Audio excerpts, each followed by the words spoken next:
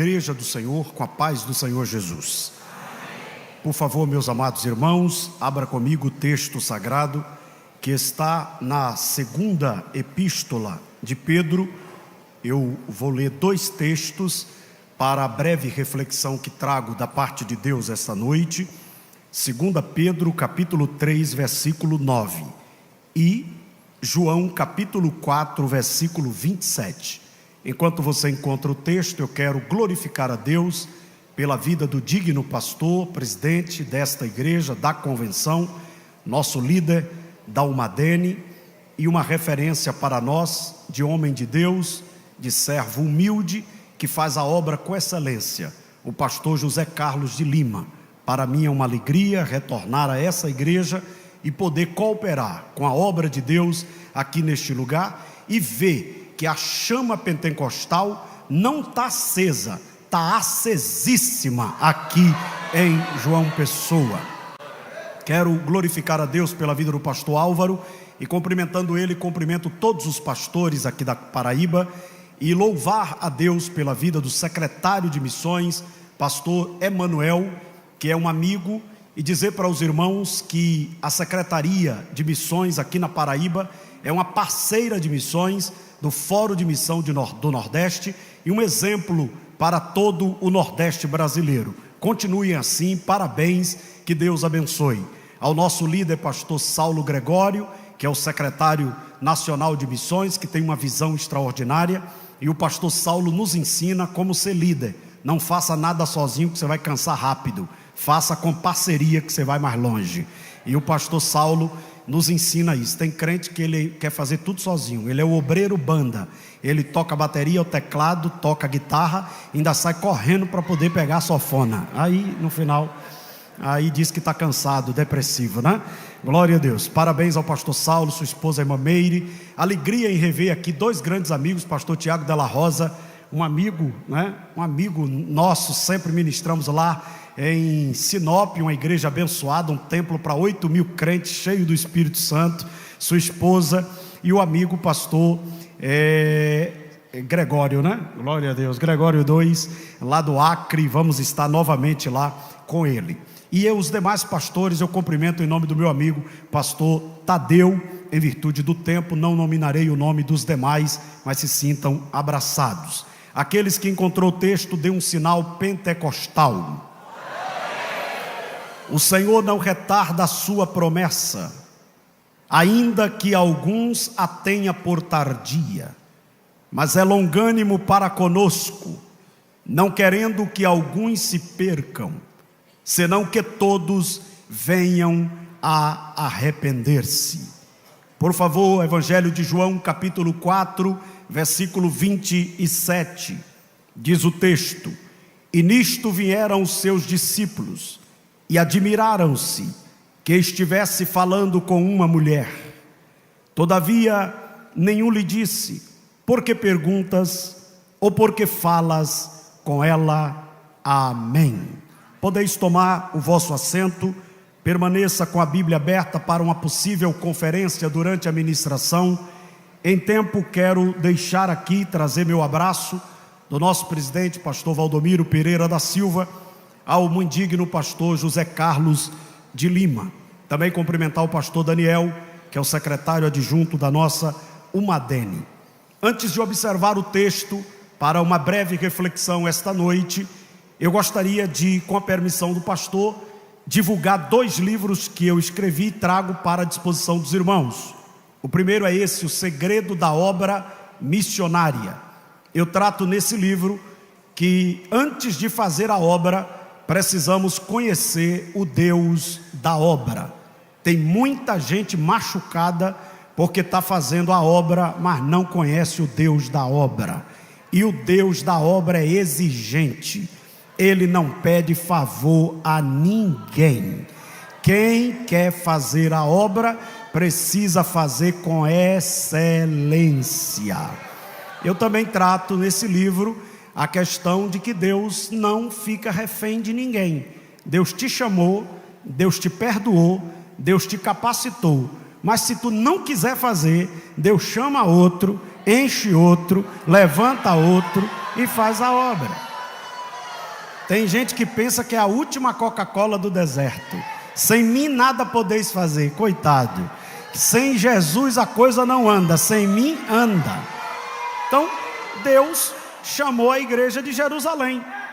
A igreja de Jerusalém não quis fazer, Deus chamou Antioquia e fez melhor do que a igreja de Jerusalém. Cuidado para você não achar que se você não tiver, a obra não anda. Você vai ficar atribulado, porque vai chegar alguém que tem uma voz que nem voz tem, e a obra vai andar melhor do que você, porque tudo é para a glória dele. Eu trato essas verdades aqui neste livro. E esse livro eu lancei agora. É o segredo da verdadeira esposa de pastor. Serve para a esposa de obreiro em geral. O classe que é mal compreendida na igreja é a mulher do pastor. A mulher do pastor tem que pregar, tem que cantar, tem que reger, tem que limpar a igreja e ainda tem que ser magra. É uma perturbação, irmão. E aí, se ela se envolve com tudo, quer mandar na igreja. Se não se envolve, é metida. Se anda arrumadinha, olha a vaidade.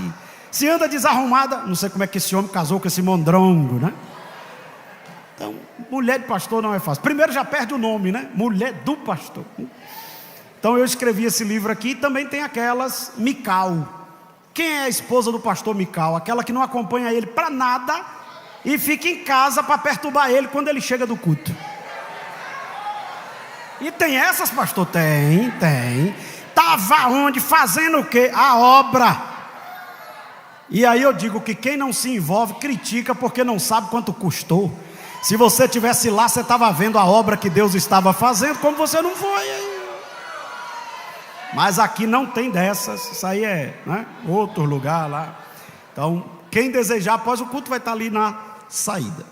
Meus amados, eu gostaria de trazer uma reflexão breve sobre a seguinte temática: a falta de compreensão compromete a missão.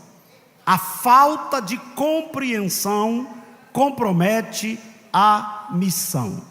Eu não estou falando a falta de conhecimento. Tem muita gente que tem conhecimento, mas não faz nada. As igrejas estão cheias de doutor e está faltando adorador e missionário. Muita gente que conhece as escrituras, mas não pratica as escrituras. Observe que quando Paulo ele vai tratar a uma das igrejas que ele escreve, ele diz que o problema não é os crentes fracos, é os fortes, que conhecendo, não tendo discernimento, faz os fracos pecarem e caírem. Então muitas das vezes nós estamos vivendo uma geração que tem muito conhecimento, e muitas pessoas, o conhecimento está lhe fazendo inclusive mal. Por exemplo, tem gente que vem falar de missão, mas não faz missão, mas ele fala bonito, os irmãos até choram, quer fazer a obra, mas ele não faz. Tem gente que aprendeu a falar de perdão e não perdoa ninguém, está com o coração magoado, machucado, ferido. Por quê? Porque ele tem conhecimento, mas ele não tem a compreensão. Eu vou trazer algumas verdades aqui esta noite, e eu vou lhe dizer o seguinte: se a palavra tocar em você, não fecha a cara não, senão todo mundo vai perceber que é com você. Disfarça, dá glória, dá aleluia, dá amém, mas a palavra eu vou entregar toda aqui hoje, nesta noite. Preste bem atenção. Compreender é saber que reino é esse. Esse reino que estamos envolvidos não é um reino comandado por ideia humana. Não é o homem que decide como vai ser e o que vai fazer. Esse reino tem um rei, esse reino tem regra, esse reino tem propósito e este reino tem foco. E quem é que manda nesse reino? É o Rei dos Reis, o Senhor dos Senhores, aquele que tem o poder. Então eu admiro o Senhor, pastor Zé Carlos, porque quando Deus quer fazer, Ele não pede a opinião de ninguém. Deus não chega assim e diz assim: pessoal, eu estou querendo segurar isso aqui para liberar isso aqui, vocês concordam? Não, Ele libera e segura quem Ele quer, abate quem Ele quer e exalta quem Ele quer, porque Ele é Senhor. Pastor, e aonde está isso na Bíblia que o senhor leu? E o que é que isso tem a ver com missão? É o texto que os irmãos escolheram como tema, o apóstolo Pedro. E eu fiz questão de observar esse texto e João capítulo 4, porque João capítulo 4, Pedro ainda não compreendia. Pedro tinha conhecimento, mas não compreendia. Mas na carta de Pedro, quando ele escreve às igrejas, ele escreve aqui para refutar os escarnecedores. Quem é os escarnecedores? Os falsos profetas. Pior do que um feiticeiro fora é um falso profeta no altar. Pior do que um feiticeiro lá fora é um crente que perdeu a visão espiritual. Porque, preste bem atenção, quando você encontra alguém fora, que está fora da presença de Deus, você já sabe. O pior é quando tem alguém travestido de crente, de pastor, de pregador, mas não compreende a palavra de Deus. E é isso que Pedro está falando. Os escarnecedores, o que é que eles estavam dizendo? Cadê a vinda de Jesus? Jesus não vem mais. Olha aí quanto tempo que vocês pregam que ele vem e ele não veio. Aí o Senhor usa Pedro e diz: muito cuidado, senhores escarnecedores, a promessa está de pé e o que prometeu é fiel. Quem prometeu que vai vir buscar a igreja não foi o homem. João 14, não se turbe o vosso coração, credes em Deus, credes também em mim. Na casa do meu pai há muitas moradas, se não fosse assim eu não vos teria dito, estou indo preparar lugar e voltarei outra vez para vos levar a mim mesmo. A promessa está de pé, a promessa está mantida. Mas por que ele não veio ainda? Aqui é a compreensão. A primeira compreensão é: o Senhor é soberano. A promessa está liberada, a promessa vai cumprir, mas quem determina o tempo é Ele, quem determina a hora é Ele. E o que é que eu tenho que fazer? Em vez de criticar, arruma a tua vida para quando Ele voltar você está pronto para subir.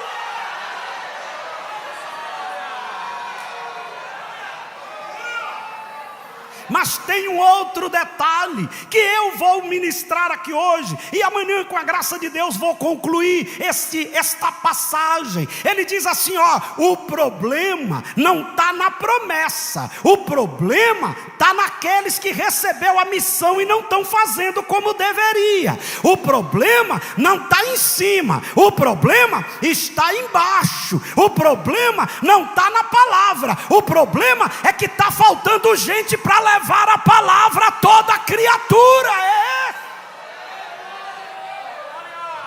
Aí ele traz a explicação fantástica. Ele não retarda a promessa, porém ele é longânimo e ele não quer que os homens se perca. Isso é amor, isso é misericórdia, isso é compaixão. E deixa eu falar uma coisa esta noite com temor e tremor: é difícil compreender a misericórdia de Deus. De fato não é fácil. Como é que Deus segura a promessa da vinda do noivo porque tem um miserável pecador que ainda não teve acesso ao evangelho? Como é que entende isso? É amor, é misericórdia, é compaixão. Mas neste simpósio nacional de missões da Paraíba, o céu vai mover corações para sair daqui dizendo: eu quero que ele venha, então eu tenho que cumprir minha parte para adiantar e acelerar.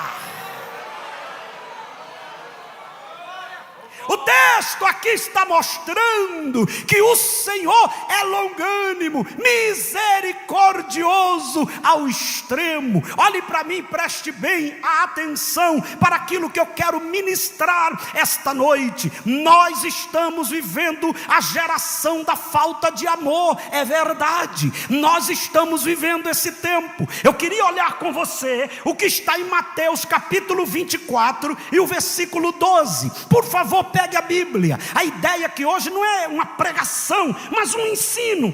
Quando a gente é pentecostal, a gente ensina pregando também. Mateus capítulo 24 e o versículo de número 12. O que é que diz o texto? O texto diz assim: e por se multiplicar a iniquidade, o amor de muitos esfriará. E deixa eu falar uma coisa para os irmãos: nunca se houve uma época de gente egoísta como na nossa época. Está todo mundo pensando em si. Os nossos cultos é para nós mesmos, as nossas canções é para nós mesmos, as nossas festas é para nós mesmos. Mensagem evangelística crente não quer nem ouvir, porque ele quer dar o terra dele. Mas o céu está dizendo: está na hora de compreender a missão.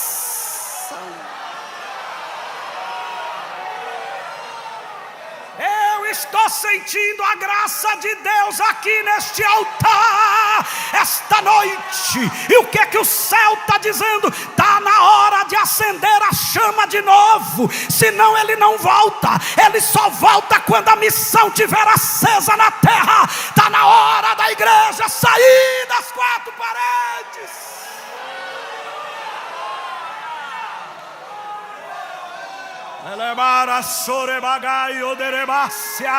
Agora eu quero chamar a sua atenção para um texto muito interessante, que a gente pensa que é para fora, mas é para dentro. Por favor, abra comigo a sua Bíblia. Eu não vou demorar, eu sei o que é abertura de festa. 2 Timóteo, capítulo de número 3. Olha o que diz o texto. 2 Timóteo, capítulo 3, versículo 1. Porém, que nos últimos dias sobrevirão tempos trabalhosos, porque haverá homens amantes de si mesmo, avarentos, presunçosos, soberbos, blasfemos, desobedientes a pai e mãe, ingratos, profanos, sem afeto natural, irreconciliáveis, caluniadores, incontinentes, cruéis, sem amor para com os bons, traidores, obstinados, orgulhosos, mais amigo dos deleites do que amigo de Deus, tendo a aparência de piedade, mas nega a eficácia dela. Destes afasta-te. Olhe para mim, tem uns crentes que está doente, não é por falta de aviso, é porque ele quer ser amiguinho de gente que não é amigo de Deus. Ele quer andar com gente que não anda com Deus, ele quer andar com rebelde, ele quer andar com problemático. Quem quer a chama de missão acesa tem que andar com gente que a chama está acesa também.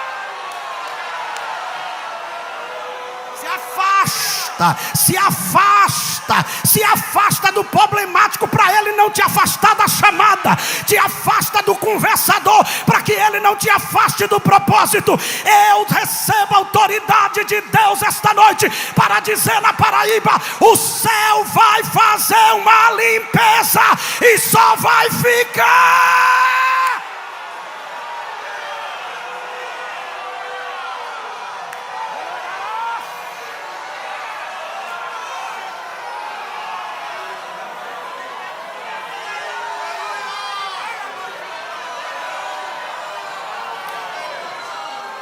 Tem gente que não faz nada, se afasta dele. Tem gente que não dá uma oferta, fala da oferta dos outros, se afasta dele. Tem gente que não contribui com missão e quer se meter na missão, se afasta dele. Tem gente que não é fiel e quer dar uma de administrador dos fiéis, se afasta dele. Tem gente que não adora e fica querendo tirar você da adoração, se afasta dele. Esse tempo é o tempo de se afastar, é o tempo de se limpar, é o tempo de estar pronto. Você tem que compreender isso.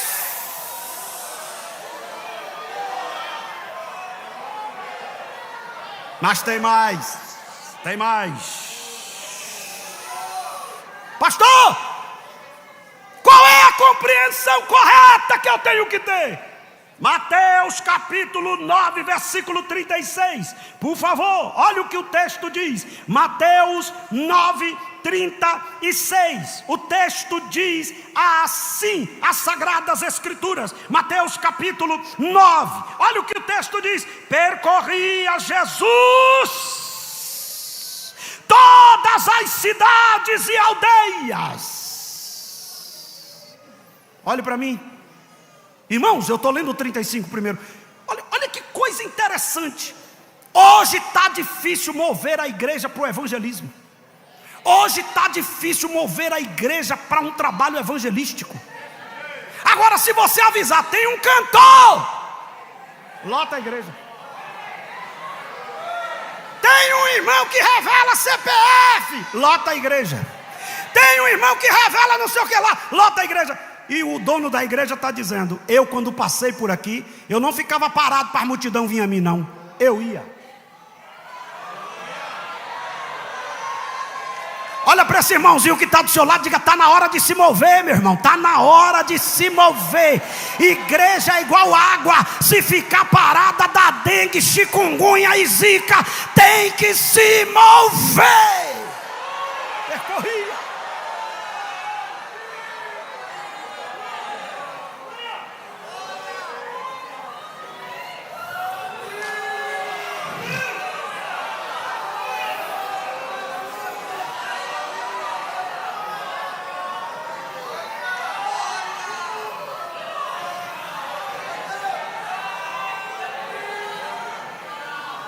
Compreender, por favor, abra comigo a sua Bíblia, Mateus 28, Mateus 28, 19, não dá para ler todo o texto, mas a gente pelo menos pontua. Mateus, Evangelho de Mateus, capítulo 28, é porque o que eu tenho aqui para entregar é tão forte que eu estou preparando seu coração, para ninguém se assustar. Olha para o seu irmão e diga: prepara o coração para não se assustar, não pode ficar zangado com o pastor. Mateus 28, 19, diz o que? Portanto, ide, fazei discípulo de todas as nações. Ah, pastor, então a missão é global. Eu não posso só se mover aonde eu estou instalado, aonde eu estou vivendo. Eu tenho que ter uma visão ampla. Eu não posso esquecer dos ribeirinhos, eu não posso esquecer dos povos ciganos, eu não posso esquecer dos quilombolas, eu não posso esquecer dos imigrantes, eu não posso esquecer dos africanos, eu não posso esquecer dos asiáticos, eu não posso esquecer dos meus irmãos da Coreia do Norte. A missão é global. E aí eu vou dizer uma coisa aqui, senhores obreiros, não se zanguem comigo. Tem uns obreiros que dizem: para que fazer missão na África? Aqui nós temos nossa África. Nunca foi. Quem fala isso não conhece a África. Nós temos aqui nossa necessidade, temos, mas a necessidade igual a algumas aldeias da África, se não for o missionário lá, aquelas almas vai morrer sem conhecer quem é Jesus.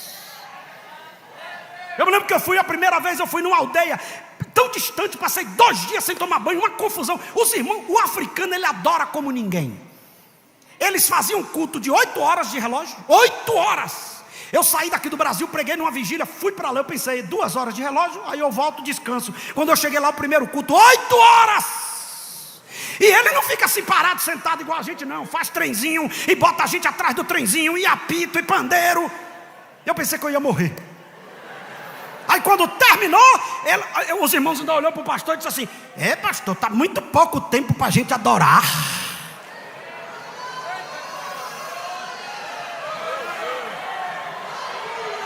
E sabe uma coisa tremenda, irmãos? Eles ali mesmo dormiam. A igreja não tem piso, não tem nada. Eles mesmo dormiam ali com aquela roupa. No outro dia já pinotava cedo com a mesma roupa e mais 9 horas de culto. Aí uma africana daquela me chamou e disse assim: se vocês não viessem aqui, a gente não receberia essa paz, essa alegria, esse perdão maravilhoso. Igreja da Paraíba, não é só a Paraíba que tem que ser evangelizada, é os confins da terra, e isso está sendo feito, mas o céu quer mais, o céu quer mais, o céu quer mais, o céu. Uma visão global. Agora, onde é que está o problema, pastor? É que Pedro escreve esse capítulo refutando o não cumprimento da missão, atrasa a vinda de Cristo. Não fazer missões faz Deus segurar e dizer: tem muita gente ainda para ouvir. Tem muita gente ainda para ouvir. Tem uns irmãos dizendo assim: Maranata, ora vem Senhor Jesus. E Deus está dizendo: vai fazer missão. Que a melhor forma de dizer Maranata é falando do meu nome para o pecador. É lá. Mas tem algo interessante: a misericórdia de Deus faz ele adiar o julgamento e o castigo do ímpio, para que ele seja salvo. Nem todos serão salvos, nem todos, mas todos têm que ter a oportunidade de ouvir. Repita comigo para tremer tudo, diga: nem todos serão salvos, mas todos têm que ter pelo menos a oportunidade de ouvir. Eu achei que isso ia sair mais forte. Não sei quem é que está desanimado, se é os homens, as mulheres. As mulheres, só as mulheres. Nem todos serão salvos, mas todos têm que ter a oportunidade de ouvir. Os homens, nem todos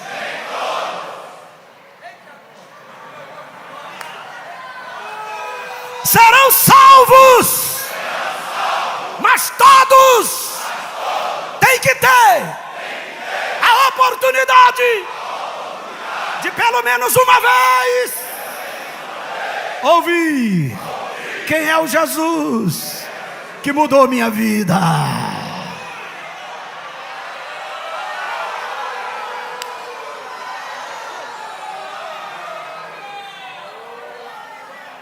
Mas eu vou falar só um tópico da mensagem e depois a gente desenvolve o resto.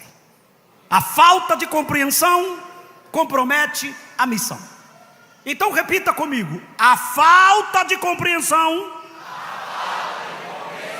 faz o cristão ser insensível à dor do pecador.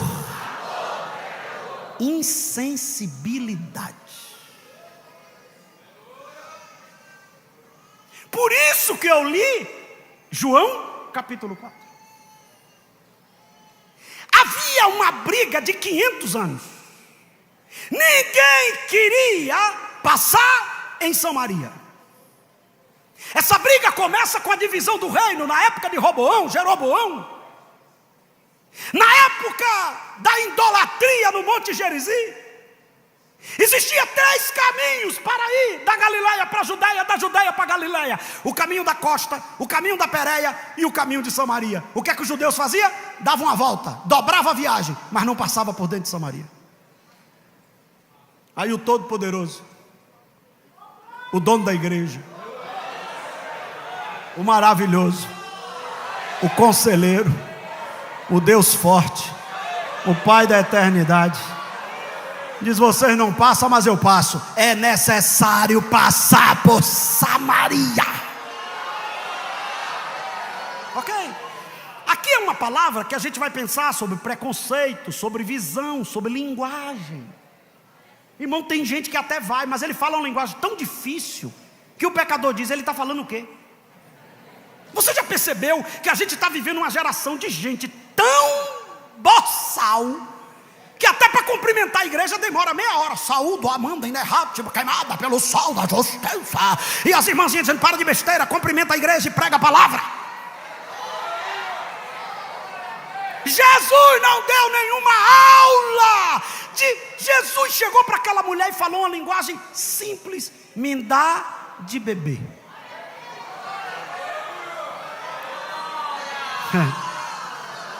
É igual um pregador que foi pregar numa roça.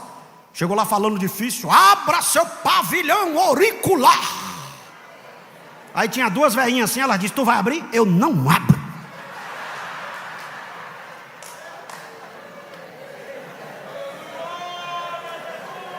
A velhinha já ficou cismada. Aí ele continuou pregando. Daqui a pouco ele disse: vai cair uma precipitação pluviométrica celestial. A velhinha disse: ó, minha filha, você quiser ficar, você fique. Agora, esse cara é complicado, já mandou abrir pavilhão, agora vai cair um negócio que eu não sei o que. Eu estou indo embora. O evangelho é simples. Quem complica ele é os boçal. O evangelho não é falar difícil. O evangelho não é falar grego, nem aramaico, nem hebraico. O evangelho é dizer: Jesus Cristo salva, Jesus Cristo cura, Jesus Cristo batiza, porque quem faz a obra é Ele.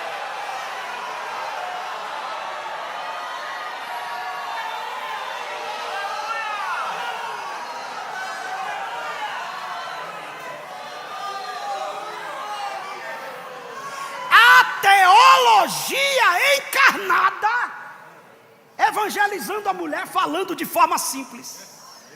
A teologia. Hoje tem uns que se acham pequeno, eu sou. Fez um cursinho básico, já está parecendo um pavão.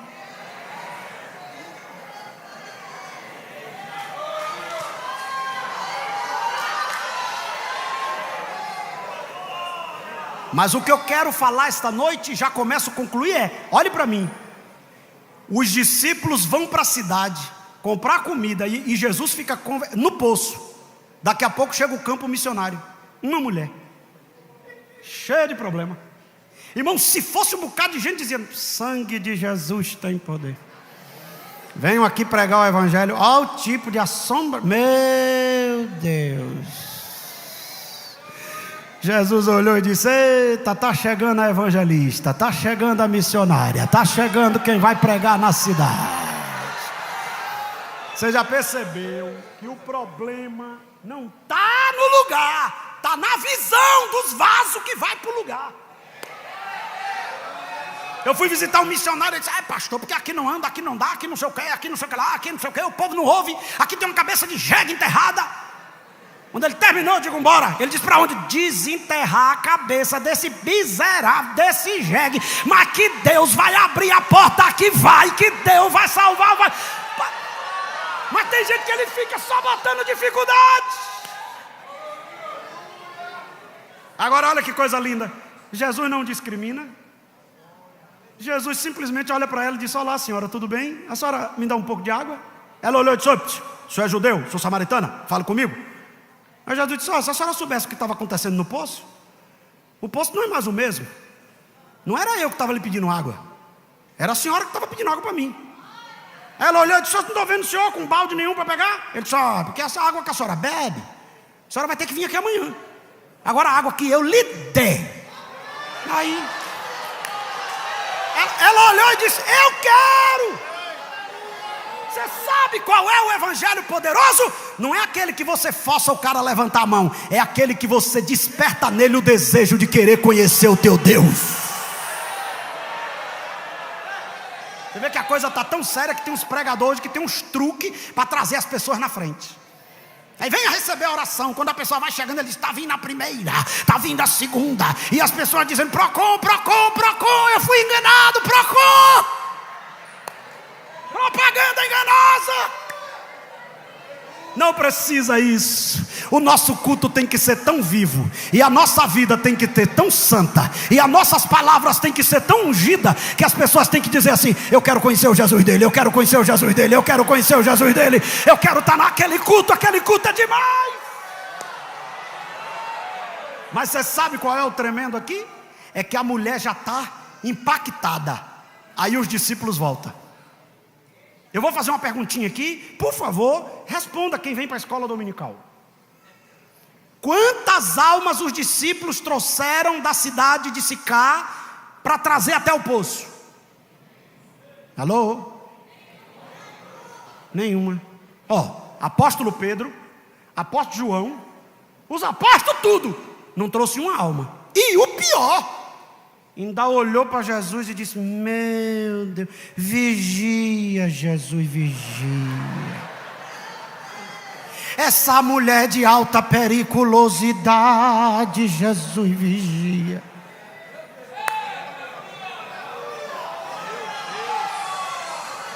O problema é esse, é que tem uns fazendo e outros por falta de compreensão. Para quê? Para quê? Para quê? Para quê? Mas eu vim aqui essa noite para dizer, igual Jesus disse para Judas: deixa a mulher quebrar o vaso, que o vaso é dela, e eu gostei.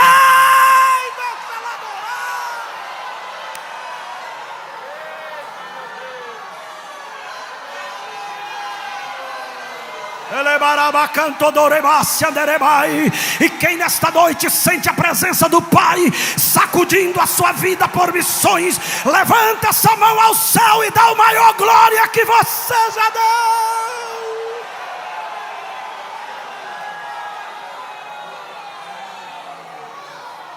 Pastor José Carlos, os discípulos ficaram escandalizados por ver Jesus fazendo missões, porque essa palavra admirado aí não é a melhor tradução. A melhor tradução é ficar escandalizado, só não tiveram coragem de falar nada.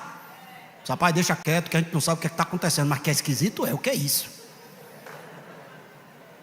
Agora olha para mim, se alguém, pastor Tiago Della Rosa, consegue ficar escandalizado vendo Jesus fazer a obra, o que é que não vão ficar quando a gente começar a fazer o que tem que ser feito? Você já percebeu que quem mais quer botar banca na igreja não faz nada? Ele não dá o dízimo e quer ensinar o pastor a administrar a renda da igreja. Vá se converter e dar seu dízimo e ficar quieto. Não vai para o evangelismo. Eu não concordo com isso. Esse pessoal do não concordo é de alta periculosidade. Eu não concordo.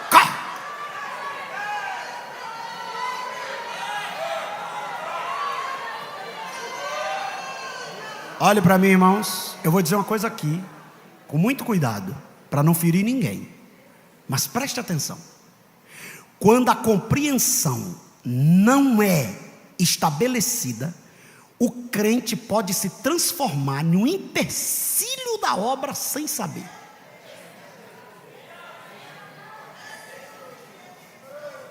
Pastor, e onde é que está escrito isso? Não vai dar tempo de ler, mas Mateus 16, 23. Jesus chegou e disse: ô Pedro, meus amigos, está chegando a hora de eu cumprir minha missão. E qual é a sua missão? Vou morrer, estou indo para a cruz. Pedro olhou e disse: faça favor aqui, Jesus, faça favor aqui. Tire isso da sua cabeça, que o senhor não vai fazer um negócio desse. Ninguém vai tocar no senhor. Eu não deixo. Jesus olhou e disse: para trás de mim, Satanás.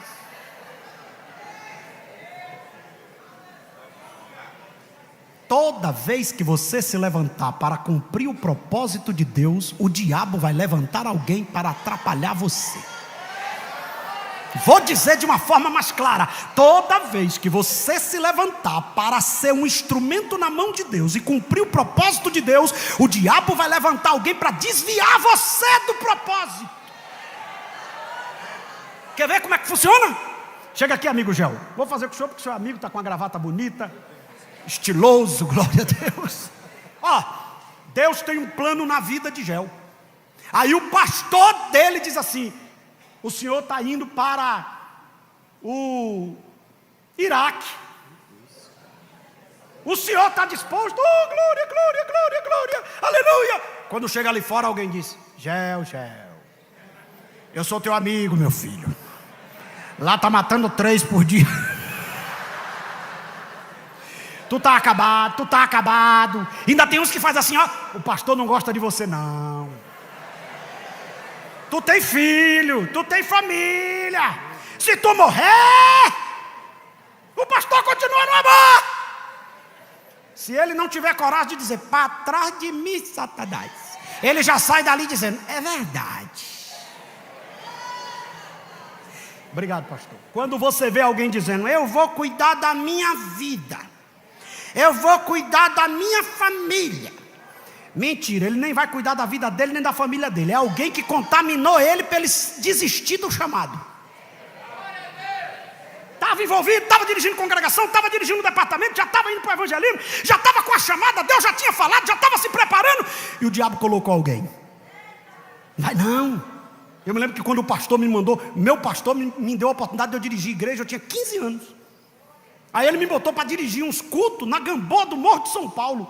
Tinha que andar vários tempos de barco e eu não sei nadar até hoje.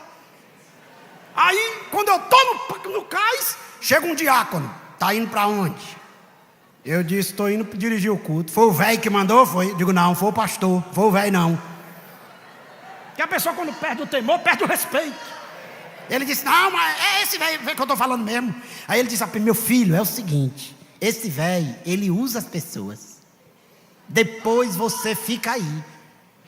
Outra coisa, tá virando uns barcos ali no Galeão. Entendeu? Você sabe nadar?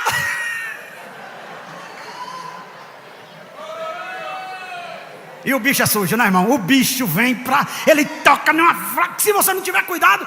Eu disse, não. Ele disse, estou lhe avisando. Se morrer... Eu avisei. Eu disse para ele, meu irmão, o senhor está endemoniado.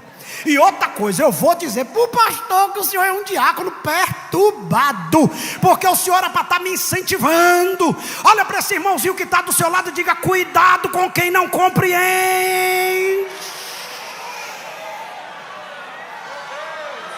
Aponta o dedo de profeta para alguém e diga, a chamada é sua. Deus vai cobrar de você.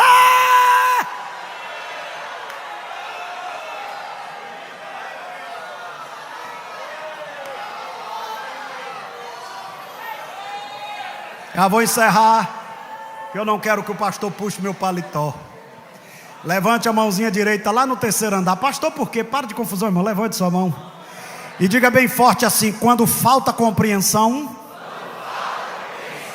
até almas que se rende, eu fico triste. Pastor, me prove na Bíblia. Aqui não tem conversa não, aqui é palavra. Olhe para mim. Deus chamou Jonas para avisar Nínive. Jonas olhou e disse, eu estou indo para Tarsis. Deus disse, problema seu, é Nínive. Porque missão é o seguinte, pastor Saulo, ou você vai naturalmente, ou vai naturalmente.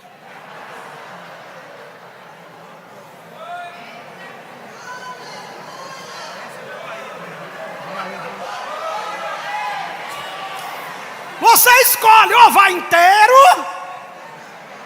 ou vai quebrado. Mas que a palavra vai cumprir, vai. Que a chamada vai. Aí Jonas disse, estou indo para Tarsis. Tá bom. Irmão, quando a gente desobedece a Deus, até promoção de passagem às vezes a gente acha. Quando Jonas chegou em Jope, eu acho que já tinha um cara dizendo, Tarsis saindo agora, Tarsis, Tarsis, promoção, promoção. E Jonas dizendo, Deus é fiel, Deus é fiel. Entrou no barco e papai dizendo, eu só trato onde não dá para correr. Vai para o meio do mar que eu vou te mostrar quem é que manda em cima, quem manda embaixo, quem manda em tudo.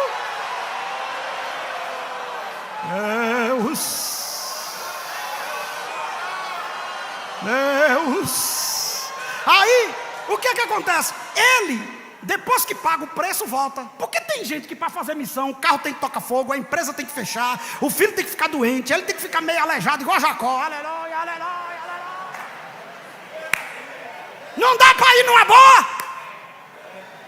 Um dia meu menino disse para mim assim, meu pai é obrigado a ser um pastor, porque onde eu vou Deus fala comigo. Eu digo, obrigado não, agora é inteligente.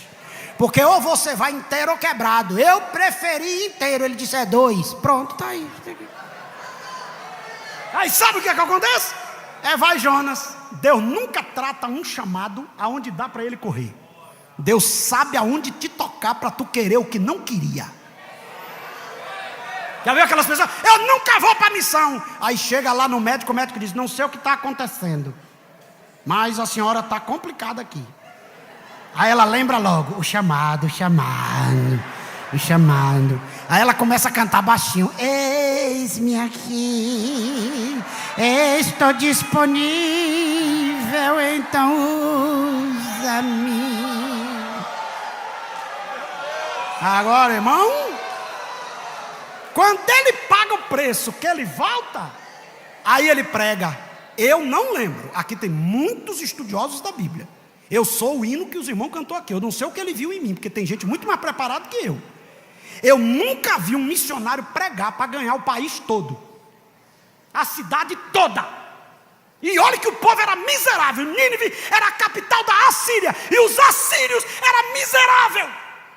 Mas quando Jonas pregou, o rei olhou e disse, não se briga com profeta. Hashtag fica a dica, não se brinca com profeta. Profeta só está entregando a mensagem.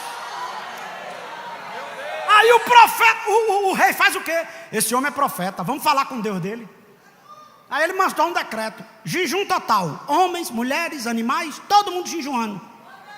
Quando Deus viu aquilo, Deus disse: que maravilha, não vou matar mais ninguém. Aí Jonas sai lá de fora da cidade. Deus disse assim: Jonas, sim, senhor, não vou matar mais ninguém não. Aí Jonas olhou e disse: era por isso que eu não queria vir, porque eu sei que tu és misericordioso. Olha o problema. Você sabia que tem gente que sabe que Deus quer salvar e ele está orando para Deus matar? Mata, aleja Jesus, aleja Jesus. E Jesus dizendo: eu vou salvar, eu vou encher, eu vou usar. Agora olha para mim. Deus faz uma boboreira nascer e Jonas fica embaixo. Aí Jonas diz: estou depressivo, mas pelo menos estou debaixo da sombra. Aí Deus faz um bichinho, comeu a boboreira. Jonas diz: ó céu, ó vida, aí, ó que luta, que prova. A gente está fazendo a obra, uma luta dessa. Aí Deus diz: interessante você, né, Jonas? Você é engraçado. Você está reclamando de uma boboreira que você não plantou. E eu não vou me compadecer de 120 mil homens que estão prostrados diante de mim. Irmãos, você sabia que tem gente que fica triste quando a obra avança? Você sabia que tem gente que fica revoltado quando o congresso de missão é uma bênção? Você sabia que tem gente que fica possuído quando um missionário é enviado? Porque a compreensão dele é egoísta. Mas o céu está dizendo: eu vou mexer na visão da minha igreja.